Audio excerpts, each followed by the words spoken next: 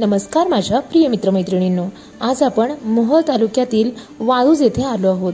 या ठिकाणी शेतकरी इंद्रसेन मोटे यांच्याशी आज आपण बातचीत करणार आहोत।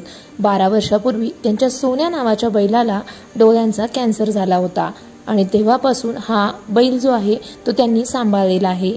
त्याचं डोळ्याचं ऑपरेशन जे आहे ते त्यांनी केलं आणि त्यानंतर याचं संगोपन कशा प्रकारे केलं याबद्दल आपण त्यांच्याकडून जाणून घेणार आहोत। चला तर आज आपण बातचीत करतोय इंद्रसेन मोटे यांच्याशी। आमच्याकडे शेतीचा व्यवसाय आहे। शेतीचा व्यवसाय असल्यामुळे आम्ही खिलार गाई बैल पाळतो। खिलार गाई बैल पाळत असल्यामुळे त्यांना वासरं होते, ती खोंड कारवडी। तर त्याच्यात मला ही खोंड झालता। ही खोंड झाल्यानंतर ह्याचं नाव सोन्या ठेवलं। सोन्या ठेवल्यानंतर 2 वर्षाचा झाला। 2 वर्षाचा झाल्यावर ह्याला आम्ही कुळवाला झुपला। कुळवाला झुपल्यावर 3 वर्षाचा झाल्यावर ह्याला डोळ्याला कॅन्सर झाला। कॅन्सर झाल्यामुळे मग मी डॉक्टरला धावला। मग डॉक्टर म्हणलं ह्याचं दुई पण डोळं जातात। मग डॉक्टर दुई डोळं जातात म्हणलं, डॉक्टरला म्हणलं गेलं तर जाऊ द्या, पण आपल्याला ह्याला बसून सांभाळायचं आहे, घरी विकायचा नाही कसाबाला। म्हणून मी त्याला डॉक्टरला सांगितल्यावर डॉक्टर म्हणलं ह्याचा एक डोळाचा आता सध्या काढावा लागतो। मग ते शिनगारी डॉक्टरनी एक डोळा काढला। मग 1 वर्ष गेलं की दुसऱ्या पण डोळ्यावर झालं। दुसऱ्या डोळ्यावर झाल्यावर दुसरा पण डोळा काढला। मग दुई डोळं काढल्यानंतर आमची आई होती, आई पाणी वैरण करायची। मग असं 1 वर्ष गेलं की बैल तयार झाला, लईच माजला। मग पुळवाला ही बैल चालली का राहिना गेला। मग राहिना गेल्यानंतर आम्ही काय करायला लागलो, त्याला पाण्याला इकडे तिकडे सोडायला लागलो। मग सोडीत असताना ती लईच येड्यावणे करायला लागला। मग पुन्हा आम्ही त्याला संघ घेऊन चाललो तर महागाई यायला लागला। मग महागाई यायला लागल्यानंतर पुन्हा आम्ही त्याला डॉक्टरला धावलं, ह्याला असं बडवावं लागतंय म्हणलं, काय करावं? तर डॉक्टर म्हणलं बडवू। मग डॉक्टरनी ती चिमटून घेतल्यानंतर ती काय सुजायच लागलं। मग डॉक्टर म्हणलं ह्याला हाणावं लागतंय। मग आम्हाला डॉक्टर ह्याला हाणाया काय आता चालत तर नाही म्हणलं, कसा हाणायचा? तर काय फिरवा म्हणलं। मग असं आम्ही धरून फिरविला तर ती काय आपल्याला त्याच्याबरोबर चालणार दम निघाना। मग आम्ही काय केलं, आम्हाला शेतीत गावाच्या चिटकूनच मळा आहे, त्या मळ्यात आम्ही त्याला गाडीला झुपून बघितला। तर आम्ही असं बोलला की यायला लागला, मागं बघलेलं सरलं तर चालला। पण आम्ही आवताला कुळवाला ह्याला झुपून बघितला तर सगळ्याच धंद्याला चालला। मग ती बघत बघत ती बैल जिरला पण, आणि जिरल्यामुळं ती चालू जी झाला ती पुन्हा आम्ही मग कुळवालाच चालू केलं। मग आम्ही लांबच्या रानाला न्यायला लागलो, जवळच्या रानाला हाणायला लागलो। मग हाणीत असताना त्यानं पूर्ण आमची शेती करायला लागला। मग शेती करीत असताना मग मी असं ठरवलं होतं, आपल्याला ह्याच्यावर नाका चालना बसून राहावा, ह्या हिशोबाने डोळं काढलं आपला, त्याच्यावर आपला उपचार करावा म्हणलं। पण त्यानं उलट आमच्यावरच डबल उपकार केला। शेती बी करू लागला, आम्हाला मदत करू लागला। त्याला 1-2-4 माझ्या खुणा होत्या। ऐक म्हणलं की खटा, हो म्हणलं की चढ, ये म्हणलं की पड्याला गेलोय वाटायचं, सर म्हणलं की आड्याला आलोय वाटायचं। त्यामुळं असं करीत करीत असताना पूर्ण 10-15 वर्ष झालं आता बैल माझ्यात चालतंय। आता मी म्हातारा झालाय, आता त्याला विश्रांती दिली आहे, म्हणजे त्याचा सोडून ठेवलाय।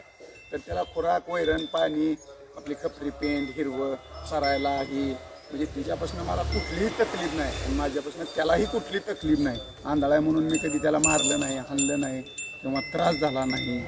असं आत्तापर्यंत असं व्यवस्थित चाललंय। मग हाही तर ठीक आहे आता चालूला।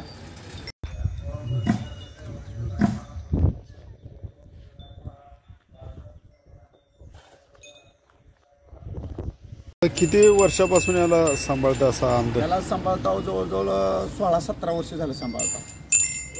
आता बैल पोळा असते, पोळ्याला ह्याचं कसे सजावट करताय? पोळ्याला ह्याला सगळ्याच्या आधी, सगळ्या जनावरांच्या आधी ह्याला मान दिला जातो। पोळ्याला धुणं, रंगविणं, त्याला काय खिचडा चारणं, कंड, गोंड, लिंबू।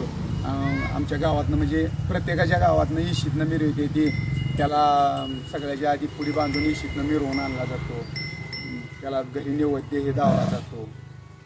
आता हे कुठलं जात आहे तरी? ही देशी खिलार जात आहे। काय असते वैशिष्ट्य, काय असते खिलार? वैशिष्ट्य खिलार ही दूध ज्यादा देते, देशी खिलारमध्ये ज्यादा दूध आला।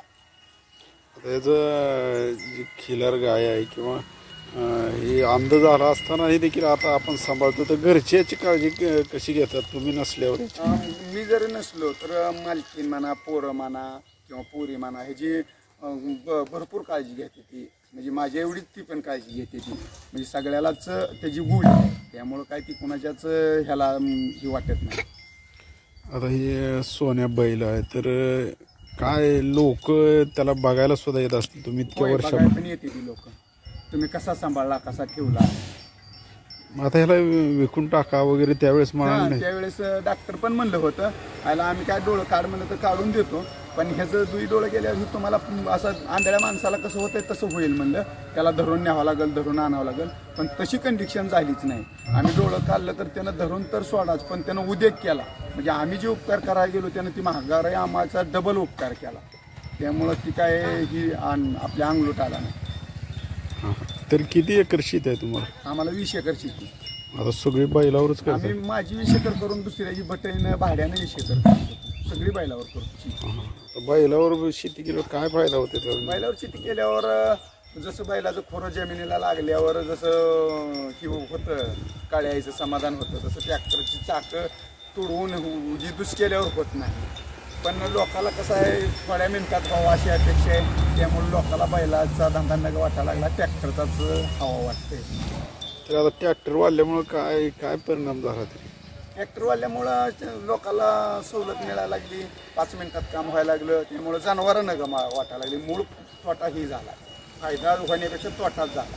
आता तुमच्याकडे खिलार जास्त दिसते ती काय काय? आमच्याकडे असे 4 खिलार गाय आहेत, त्या 4 बैल आहेत, 4 वासरं आहेत. सगळी खिलारच आहे. पहिला विकत मागत असतील की लोक? हो, विकत मागते ती. त्यात ती मागची बैल आहे ती 2-2.5 लाखाला बैल मागते. हां हां. आता कधी शर्यतीला वगैरे पळवले काही? शर्यतीला पण आम्ही एक पळी होता, ती वासरं एक आता शर्यतीला तयार केले. हां हां. कुठल्या कुठल्या शर्यतीला गेलो? आम्ही इकडं वरी गेलो, पिनोरला गेलो, वरी मायनीला, विटाला तिकडे गेलो, पुन्हा इकडं बीडकडे गेलो. हां हां.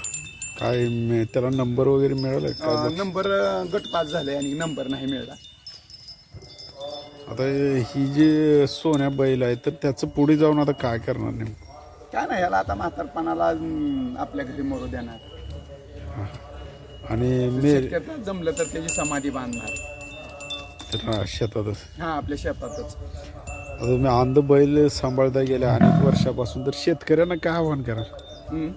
शेतकऱ्याला काय सांगाल? अंध बैल सांभाळताय तुम्ही. आता बघितलं तर आजच्या घडीला अंध आईबाप अपंग झाली तर त्यांना मुलं अनेक सांभाळत नाहीत, आश्रमात राहतात. तर तुम्ही एक अंध बी झाली तर आश्रमात टाकते, चांगली बी असली तरी बी लोक आश्रमात टाकते. कारण का शिकलेल्याला आईबाप खेडगळ किंवा म्हातार घरात ठेवू वाटत नाहीत. त्यामुळं ती अनाथ आश्रमात टाकते ती. पण आपला त्याला जरा विरोध आहे अनाथ आश्रमाला.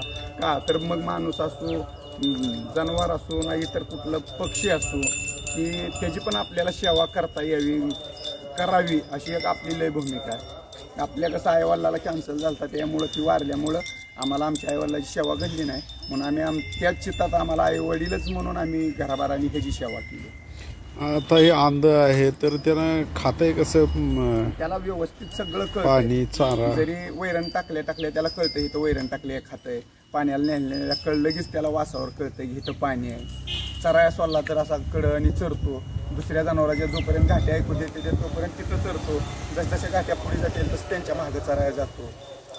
आजपर्यंत कुणाला मारले वगैरे? आजपर्यंत ह्यानं कुणालाच बारक्यापासून मोठ्यापर्यंत कुणाला माणसाला पण मारलं नाही, बैलाला पण मारलं.